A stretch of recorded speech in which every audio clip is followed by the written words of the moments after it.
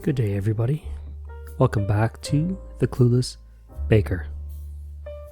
In this thrilling episode, I'm going back to the past, back to a bread recipe from the early 1800s. I came across this recipe somewhere online in some really old cookbook from the 1800s. Now the question is, can I bring this recipe back to life? Can I resurrect this old bread recipe from 1850, the Pillsbury cookbook? Let's find out. I'm going to get all my ingredients together.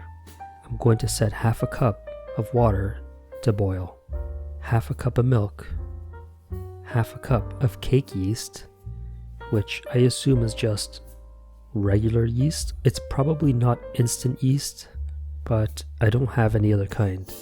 2 tablespoons of cold water, I have a teaspoon of salt, and 3 cups of Pillsbury's Best, which I don't have, but I will use Robin Hood instead. Okay, so the way of preparing, according to this recipe, is soak the yeast in 2 tablespoons of cold water.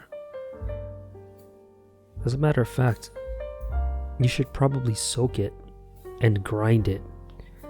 Grind the yeast against the sides of the bowl just to help it dissolve.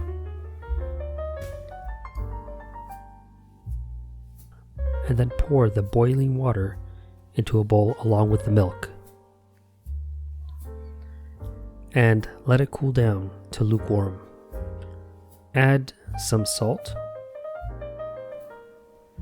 I was glitching there for a moment trying to get the salt. 1 teaspoon, and mix the yeast water with the lukewarm milk. Give it a good swirl, and now to the mixer. Get your attachment. If you don't have one, you can maybe modify the KitchenAid with zip ties and a corkscrew. And dump in 3 cups of flour. If you have Pillsbury's Best, it's probably the best. If not, you're going to have to settle for Robin Hood. And dump the mixed liquid into the mixer. And get ready for some fun. Start that motor and let it go. This should take about 10 minutes, but something happened for some reason. It was either too dry or that hook thing is not long enough. Either way, something needs to be done, so I'm going to add a little water. Let's see if this helps. But the only problem is it's looking a bit shaggy. Oil just made it all super smooth. For some reason, it's not in the recipe. So that's the only thing that I changed, was I put a little bit of oil. But is that enough to break the recipe? I have no idea. It might be. But look at it. Looks perfect. Alright, so grab a pan, grease it all around. I use butter, but you can use olive oil. But butter's good. Butter's good on everything though. I'd stick with the butter. Alright, so put the dough in. Kind of tuck it into all the sides. Make sure the bottom is covered. Now you want to cover this whole glass tray. Set aside for about an hour and it should double in size. Once that's done, preheat the oven to a moderate heat according to the recipe.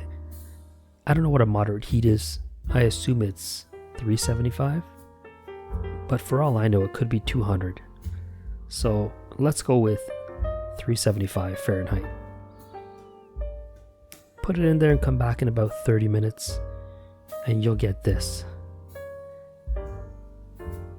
Yep, a bread from the 1800s. You may need a hacksaw to cut through this, but I managed to get through with this knife, but just barely. It's very, very dense. One takeaway from this is that some recipes belong in the past, and this is one of them. I'm giving this recipe 1 breadstick out of 5. I wouldn't try this again, and you shouldn't either. Thank you for watching this video. Have yourself a good evening, and I will see you next time. I hope.